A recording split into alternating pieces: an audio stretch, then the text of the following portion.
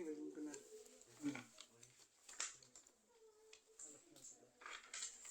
Jadi kayak kami kemarin dapat tugas dari kampus, mata kuliah komunikasi politik.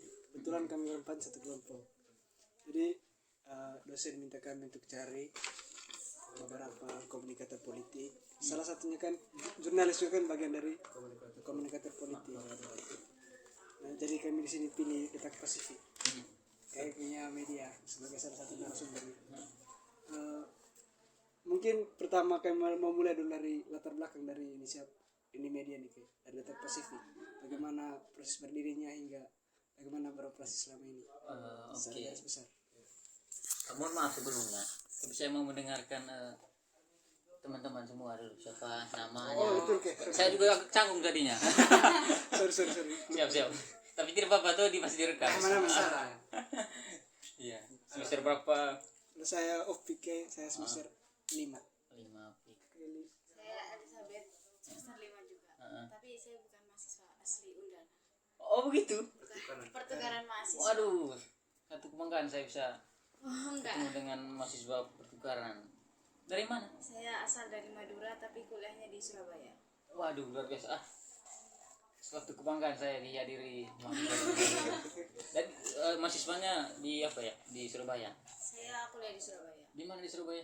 Universitas Dr. Sutomo Surabaya. Oh, itu Universitas Top ya. Sering dengarnya. Nama siapa tuh? Elizabeth. Oh, Elizabeth. Nama Marlon dari Samada Opik, mahasiswa komunikasi semester 5. Sudah. Beta William. Semester 5 asal dari Rote, jadi kalau bahasa agak beda-beda. Oh. Beda. Iya. Tunggu satu lagi, mungkin konsentrasi saya kalau saya di komunikasi antar budaya. Kelly. Saya jurnalistik. Humas juga. Humas orang. Ya. Jurnalistik. Oh iya. Jadi mungkin itu saja perkenalannya kayak. Irfan mungkin perkenalkan siapa tahu teman-teman. Oh iya, saya pembukaan yang baik gitu. Ya saya Irfan,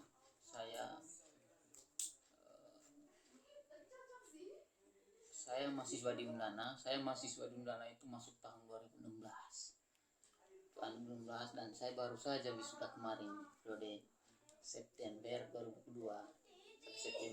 Dan saya menyelesaikan kuliah S1 ini dengan waktu yang cukup lama 6 tahun, jangan lebih kan. Cukup lama, dan menurut saya apa istilahnya, sesuatu hal yang menurut saya tidak patut dicontoh, karena ya sebagian orang membenarkan dan menyetujui hal itu tidak perlu dilakukan kalau toh tidak ada hal yang semestinya seharusnya membawa kita harus kuliah selama itu. Lalu kemudian saya di Detak Pasifik ini belajar jurnalis itu baru 1,5 tahun, karena itu tadi saya sebutkan saya masih hijau untuk tidak disebutkan, dia memiliki pengalaman banyak. Masih hijau, dan saya sangat senang sekali bisa bertemu, terutama dengan Elis ya. Elis mahasiswa Portugal Merdeka, dan menurut saya perguruan tinggi sangat membanggakan ada program seperti ini, karena diharapkan ya setelah keluar merdeka ya. Ya merdeka. Mungkin itu perkenalan singkat dari saya juga baru seperti teman-teman masih membutuhkan banyak tahapan belajar, tapi karena saya satu langkah lebih maju dalam artian sudah memberanikan diri untuk masuk di Detak Pasifik, karena itu saya siap untuk memberikan keterangan yang dibutuhkan menurut saya gitu. Oke, sekian mungkin itu saja. Oke.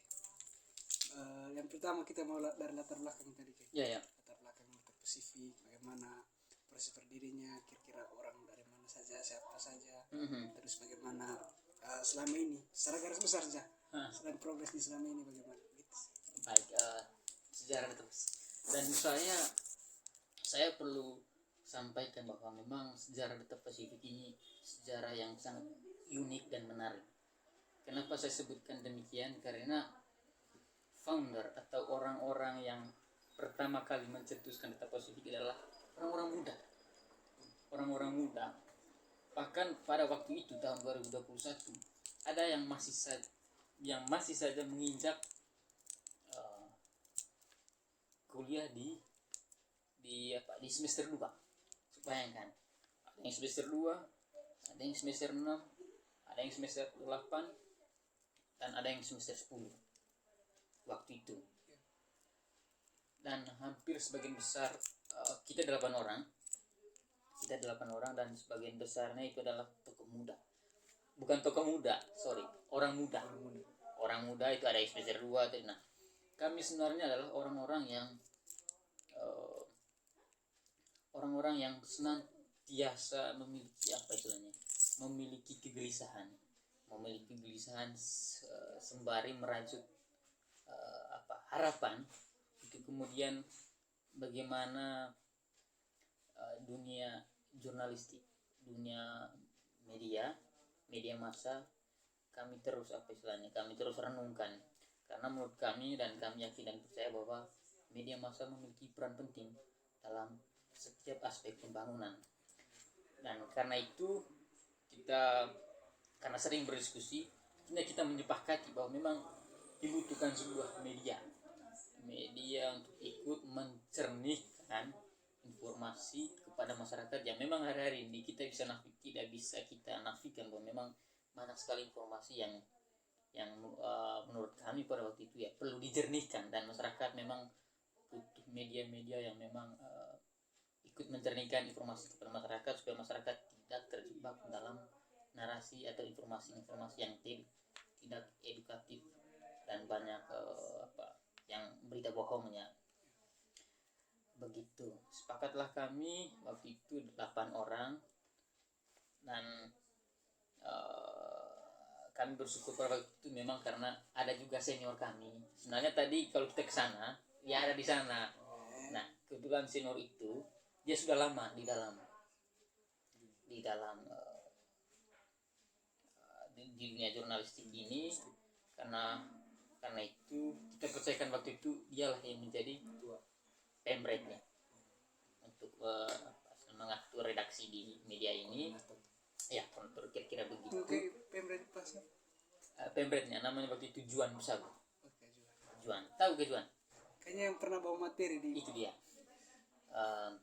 Jadi pernah dia dipercayakan kepada dia, dan karena kita masih baru, kita belum memiliki pengalaman, kita diberi pelatihan sesering mungkin dan berjenjang untuk bagaimana kita bisa terlibat dan melibatkan diri di dalam dunia jurnalistik ini.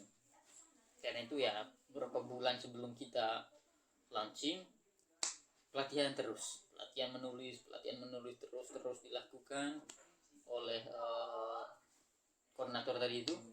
Kemudian ada salah satu pimpinan umum kita, namanya Pius Ringka. Dia yang selalu mendukung dan membantu kita untuk memberikan pelatihan, karena memang dia juga wartawan senior. Begitu. Itu kira-kira pengalaman singkatnya, dan memang pengalaman membangun media online juga itu adalah sesuatu hal yang baru, karena membangun media online itu tidak sama dengan membangun media cetak offline lainnya. Karena itu memang ada beberapa strategi atau hal-hal yang memang ada hal-hal detailnya lah yang perlu kita baca. Karena itu pelatihan dan lain-lainnya itu sering kita lakukan, dan terus itu dan tepat 6 Maret ya, 6 Maret kita bersepakat mendirikan sebuah media online itu. Dan memang sejak awal kita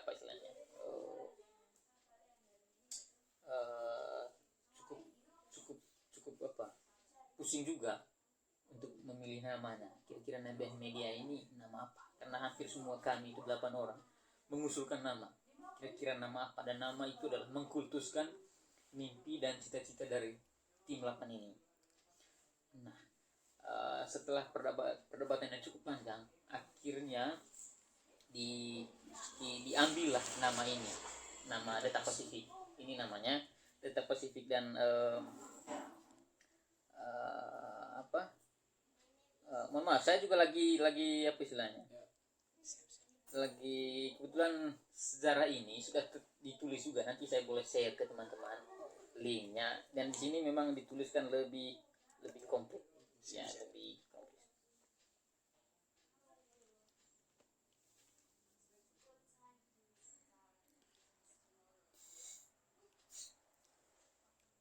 Kalau dari namanya ada maknanya. Ya, tentu. Nama ini bukan sekedar nama. Nama misalnya detak. Detak itu dia lebih cepat dari detik. Detik itu detik jam. Dia tuh lebih cepat dari detik. Detak seperti detak jantung itu cepat. Dia lebih cepat dari detik.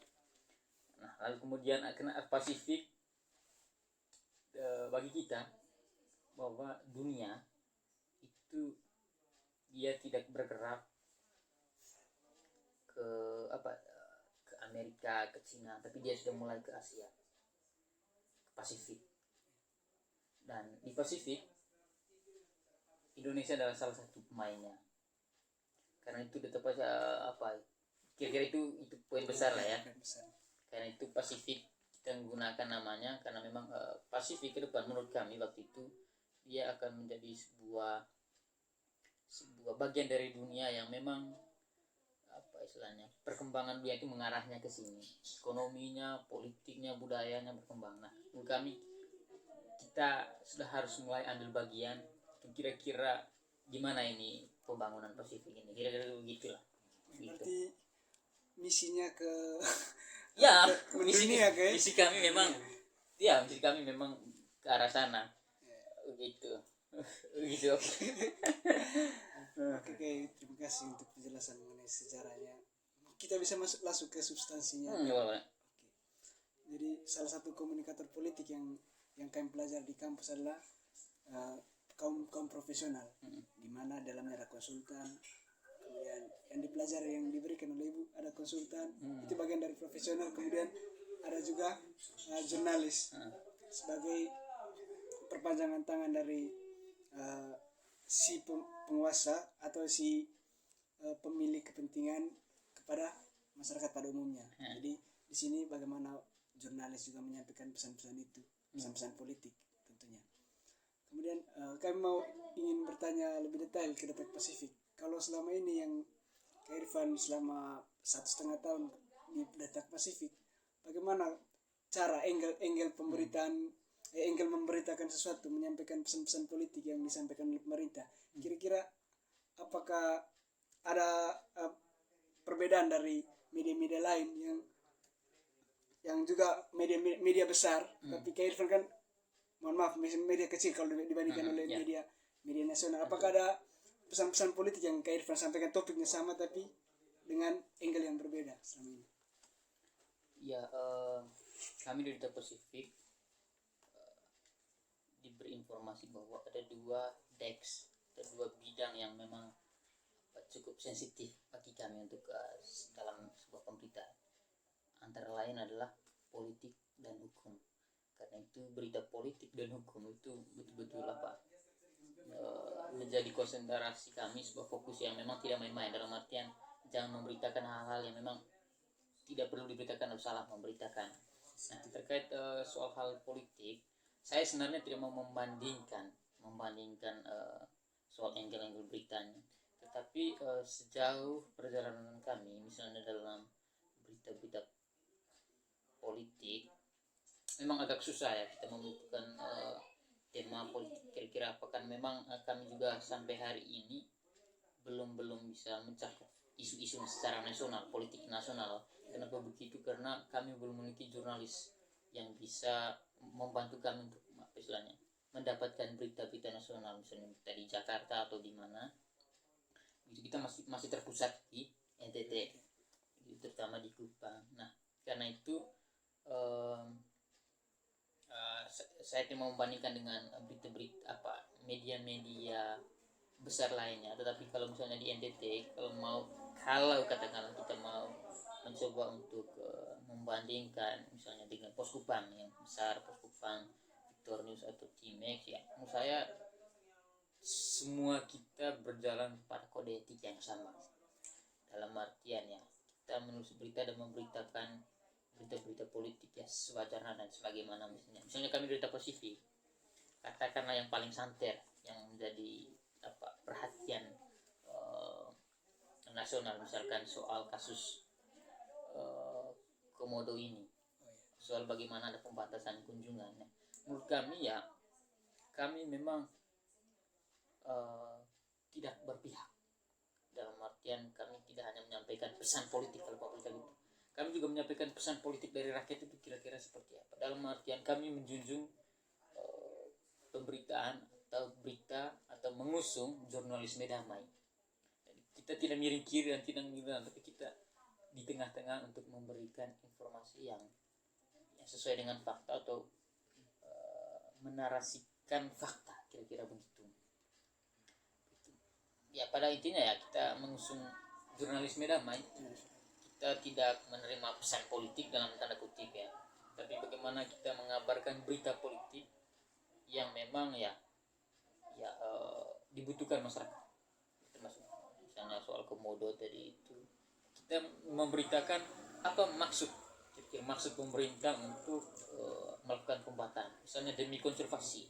Oke, bagaimana kenapa konservasi? Oh, pemerintah bilang ini pesannya konfirmasi demi ini supaya Komodo tetap hidup. Oke, ketika pemerintah menyampaikan informasi seperti ini, bagaimana tanggapan masyarakat?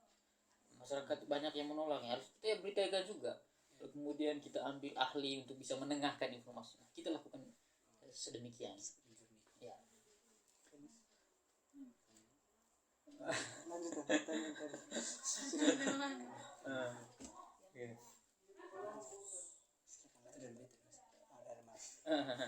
Memang tadi yang kayak omong dari awal tuh, bahwa ini kalau kakak ini kakak kan dari teman-teman media Delta Pasifik ini, kalau untuk berbicara dalam ranah politik itu kan memang sensitif dan benar-benar teman-teman Delta Pasifik ini kan sangat teliti, apalagi kalau berbicara dalam skala nasional.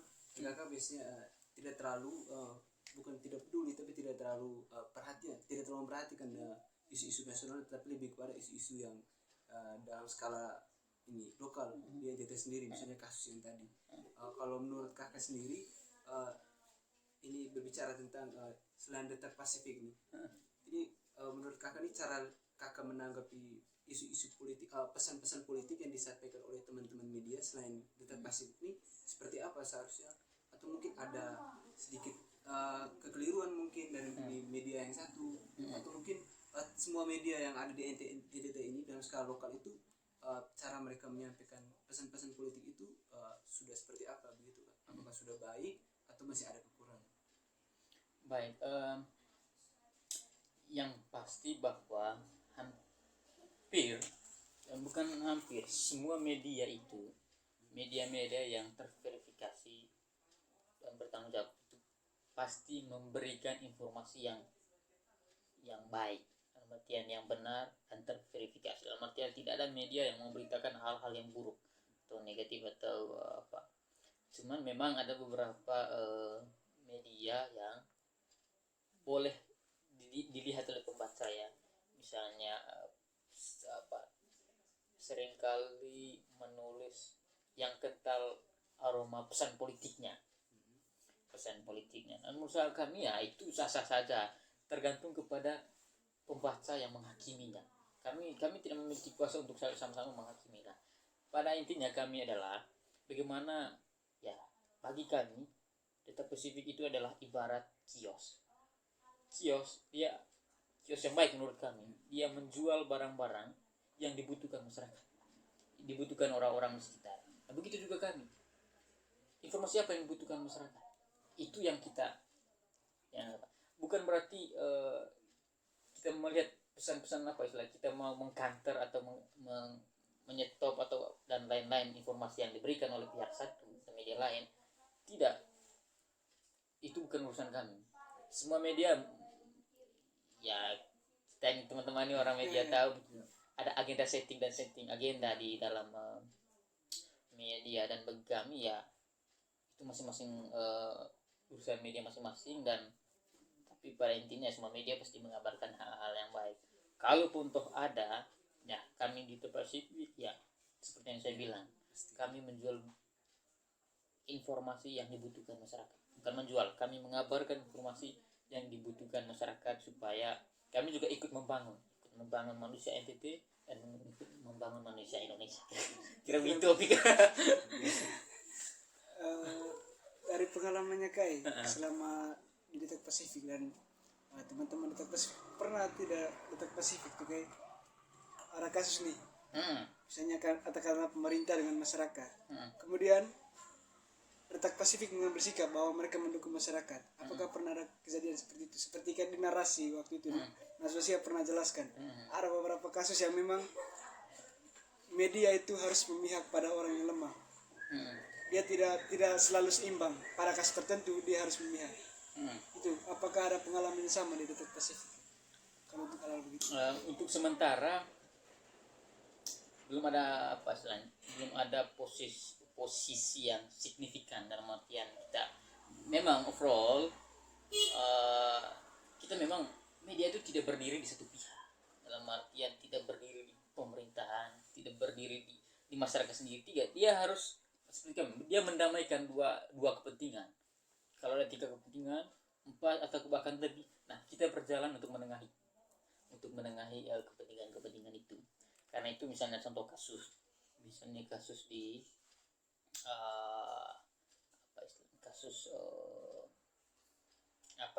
Sumba soal bagaimana Victor Rasis.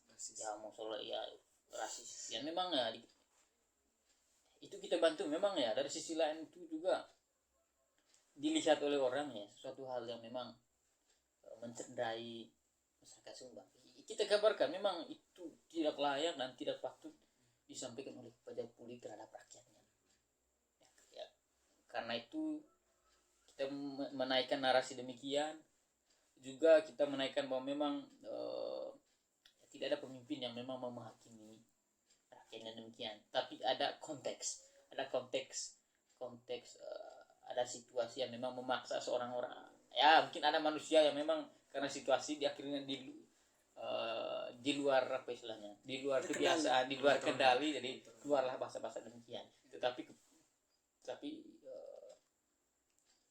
apapun itu ya, sebagai pejabat publik sebenarnya tidak layak dan pantas untuk memperlakukan atau mengeluarkan bahasa demikian terhadap rakyat, karena itu ya itu merusak hati nurani rakyat lah. Jadi kami minta izin dulu, apakah kami boleh membuat kajian di berita tentang itu, ada yang Data Pasifik buat kan? Ada pernah buat berita tentang itu kalau tidak salah, yang masalah Victor Laskor dengan masyarakat di Sumba. Boleh lah. Apa kami boleh kaji wacananya di dalam, kira-kira kami melihatnya dari posisi mana, posisi Pasifik ini posisi mana, kami boleh sampaikan di kampus nanti. Boleh lah. Begitu. Silakan. Lanjut lagi, ada Kelis William. Kalau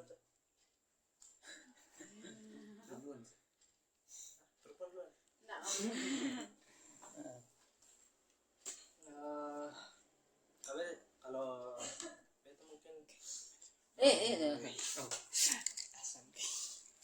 halo dan Marlon kan sudah tanya soal politiknya, tapi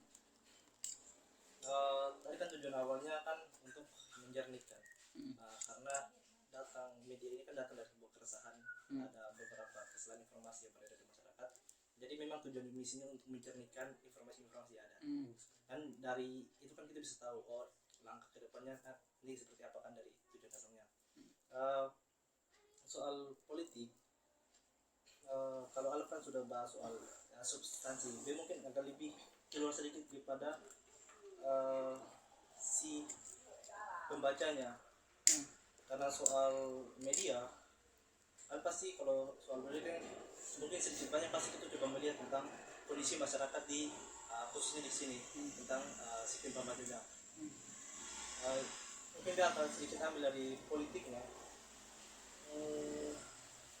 Bagaimana karena memang bagaimana memberitakan sebuah isu politik dengan melihat kondisi masyarakat kita yang seperti ini, mencoba untuk dengan tujuan awal tadi mencernihkan informasi-informasi masyarakat, bagaimana caranya melihat dari komunikan tadi supaya tercipta sebuah berita yang memang bisa disesuaikan dengan masyarakat yang ada dengan tujuan tadi mencernihkan. Itu ya pertanyaan. Baik, ya kita ini sama-sama masyarakat kota Kupang. Nah, misalnya kan saya tidak tahu apakah teman-teman masuk di grup Tabongkar, grup apa? Komunitas. Bukan grup Facebook. Oh, Facebook. Forum Kota Kupang. Itu kan grup-grup yang semua masalah di Kota Kupang itu tercurahkan di sana. Terus sampai misalnya kan soal sampah, soal air, soal listrik, soal jalan, dan hampir setiap bidang. Nah, pada waktu misalnya kemarin itu kan setelah Pak Jeffrey wali kota ini mengakhiri masa jabatannya, itu kan sudah banyak komentar itu bahwa habislah Jeffrey ini, habislah ini, Kota Kupang ini mau kemana. Dan setelah Pak pejabat ini naik, orang masih mengabang-abang kira-kira apa yang akan dibuat oleh Pak pejabat ini. Apakah dia bisa mengubah arah Kota Kupang ini, arah pembangunnya? Apakah lebih baik dari Pak Jeffrey ini selama 1 tahun masa jabatan ini, atau biasa-biasa saja? Nah, akhirnya kita apa istilahnya, supaya apa istilahnya, supaya menjadi sebuah tawaran atau informasi kepada para pejabat melalui media ya tentu. Nah, kita setelah kita mendengar keluhan baik melalui diskusi kecil di pinggiran jalan dan juga melalui Facebook grup-grup itu tadi yang ramai, itu memang melihat itu seperti yang saya bilang, banyak masyarakat yang keluhkan air, masih keluhkan jalan, misalnya jalan di mana ini di Libayang itu mengakibatkan kemacetan di bawah karena tidak ada alternatif, kira-kira begitu. Jembatan. Lalu banyak soal kasus COVID, bantuan, banyak hal. Nah, ini kita misalnya bagaimana cara kita ya, kita mencoba untuk langsung konfirmasi atau verifikasi ke salah satu dewan di Kota Kupang supaya Pak ini kan penjabat baru nih ya, sebagai apa yang melakukan check and balance DPR terhadap lembaga legislatif terhadap eksekutif ya, kita kira-kira apa yang dibutuhkan masyarakat, apa persoalan di tengah masyarakat setelah kita melihat akhir kita kembali lagi ke DPR, Pak, kira-kira apa yang bagaimana postur anggaran, kita tanya dan disampaikanlah kepada kami bahwa ya inilah kira-kira ada stunting, ada jalan raya, bukan jalan raya ini ya, tapi jalan di gang kecil misalnya. Terus ada kebijakan fiskal, ada honor PTT yang belum dicairkan. Nah, itu sebenarnya informasi-informasi yang dibutuhkan masyarakat untuk kemudian menjadi pesan politik kira-kira begitu kepada penjabat untuk segera diselesaikan. Kira-kira itu yang kita lakukan. Meskipun entah pejabat atau tidak tahu, seperti ya kita mencoba untuk menampakkan kepada publik ini loh yang dibutuhkan masyarakat Kota Kupang, kira-kira begitu. Terus kayak tawaran informasi. ada lagi kan sebentar lagi kan Ya. apa kayak pemilihan wali kota. Terus di kalau boleh tahu di Detek Pasifik tuh iklannya ditentukan oleh algoritma Google atau kita yang pasang sendiri? Menurut saya itu pertanyaan yang bagus sekali.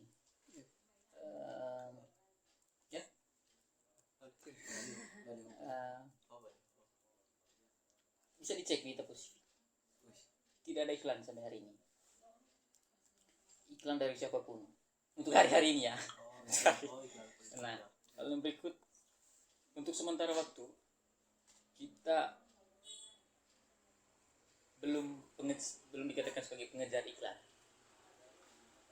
Iklan Google AdSense memang sudah masuk, tapi kita belum kita urus. Dalam artian iklan masuk, tapi memang uangnya tidak masuk ke kami. AdSense-nya kita belum urus, dan itu bukan menjadi prioritas kami. Berita-berita iklan, coba cek media-media lain, misalnya ini media kami. Tidak ada seperti media-media lain yang masif pesan-pesan politik atau balik-balik politik di bawah sini. Kecuali ini, karena ini adalah pesan direktur kami secara pribadi. Ini tidak ada iklan politik orang atau apa. Bukan saya tetap mengatakan bahwa memang kehidupan media online adalah dari demikian. Dari iklan, baik iklan lembaga, institusi, pemerintahan, Google AdSense tentu, dan iklan-iklan politik. Kita hidup dari sana, itu dalam media online. Apalagi kita yang memang kita di bawah perusahaan, tapi perusahaan yang belum memiliki keuangan yang besar. Ya, tentu kita butuh ini, dan memang untuk menjalankan kita butuh ini. Tetapi untuk sementara itu belum menjadi sebuah orientasi, bukan menjadi sebuah hal yang diutamakan. Karena itu sampai hari ini ya dari iklan kita pun tetap melangkah pelan begitu ya gitu. Dan soal clickbait ya, saya tahu dunia clickbait, tapi untuk sementara bisa dicek, silakan menghakimi kalau ada. Kita memang mungkin ada, tapi saya pastikan kita tidak memiliki orientasi clickbait, umpan balik belum menjadi. Saya katakan belum ya, karena memang dunia permedia online ini tidak lari jauh dari sana. Tetapi ya saya pastikan untuk hari-hari ini kita tidak memiliki angle berita yang penuh clickbait atau umpan balik supaya pembaca, padahal informasinya sesat itu juga ya mengarahkan pembaca ya. Dan teman-teman bisa cek sendiri bagaimana angle kita, dan angle kita itu ya seperti yang saya sampaikan, kita mengusung jurnalisme damai, kita ya mendamaikan informasi ya begitu, tanpa ya mengurangi angle-angle yang menarik dan unik menurut kami, kira-kira gitu. Berarti tidak ada pakai belum ada, atau selama ini sudah ada pesan-pesan mau tempel baliho di kalau ada ya silakan. Kalau ada ya kita tidak tolak, tetapi untuk sementara untuk masifikasi pengiklanan ya menurut kami belum semasif itulah. Dan bisa dilihat, karena yang pasti bahwa kalau ada itu iklan pasti dia akan keluar di situ. Dan lihat di situ tidak ada satupun. Begitu. Belum. Kami ada tunggu di Ngopi Literasi, kapan masuk iklan? Di Ngopi Literasi Nah, kalau soal pengiklan, kami adalah salah satu media yang paling cepat iklannya masuk. Kita kan setelah kita launching webnya Data Pasifik, dan Data Pasifik salah satu media, kebetulan kami kan membayar orang untuk mendesain media ini. Kami membeli domainnya, dan menurut dia ini salah satu media yang paling cepat diterima Google untuk pengurusan AdSense-nya. Namun hari ini ya entahlah, karena memang itu tadi orientasinya kita belum ya, karena saya pastikan kita membutuhkan uang ke depan ini, tapi karena orientasinya belum ke sana, jadi jujur ini memang iklannya masuk. Ngopi Literasi juga iklannya masuk, tapi belum diterima AdSense kan.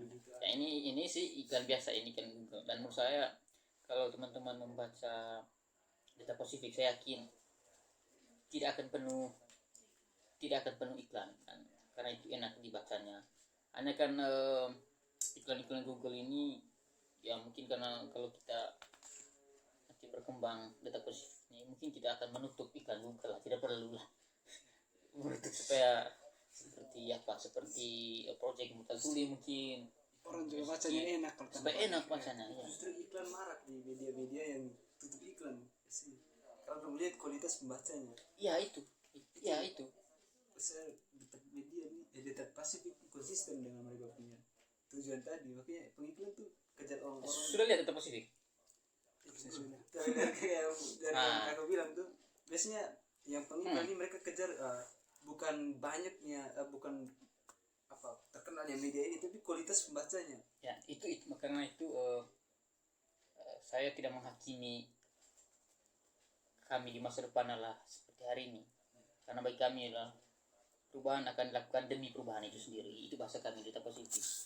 Artiannya hari-hari ini kita belum kesana, belum menjadi apa, tetapi tetap kami mengatakan bahwa memang kehidupan media online bagaimana dia berlanjut dan bekerja, dia membutuhkan itu juga, membutuhkan itu. Tapi ya sampai hari ini ya belum, karena kami masih ya kami adalah media dan jurnalis yang masih muda, yang masih hijau, untuk tidak dikatakan tidak memiliki pengalaman yang banyak. Karena itu kita masih membangun konsistensi. Dan kemudian kita tetap membangun media yang kami ya menjadi salah satu pilihan rakyat di tengah banyaknya media-media yang clickbait, banyak iklannya, Pop-up-nya banyak. Hah? Pop-up. pop-upnya. Itu paling Apalagi misalnya pop-up yang aneh-aneh, teman-teman tahu tidak, pop-up iklan yang Otomatis tuh. iklan yang MGID yang permisi, misalnya ada pembesar, ada yang pokok yang kadang-kadang sensitif itu itu adalah iklan yang memang bayarannya mahal. Iklan demikian bayarannya mahal. Judi online semua. Saya kira tahu itu, tapi yang pasti yang itu MGID itu bayarannya mahal. Nah, kita bisa mengajukan. Kita ini kan ya seperti kios tadi. Yang mau pasang barang jual barang di kita, mereka yang bayar kita. Nah, MGID tadi itu yang menyediakan iklan-iklan pembesar itu, mereka bayar mahal loh dibanding iklan lain. Tapi sampai hari ini boleh dicek di Pasifik masih normal-normal saja. Belum hal begituan belum masuk. Kita tahu ke depan. Mungkin kalau dongolo apa istilahnya saya tertahu sendiri saya. Tapi kalau mungkin kalau ada apa turbulensi ke depan, mungkin itu ya terimalah. namanya. Tapi ya sampai hari ini dinamis lah. dinamis, itu tadi ya, perubahan demi perubahan itu sendiri. Fleksibel. Itu sambil tidak rokok orang. Oh, itu hari. Apa tuh baru sendong rokok.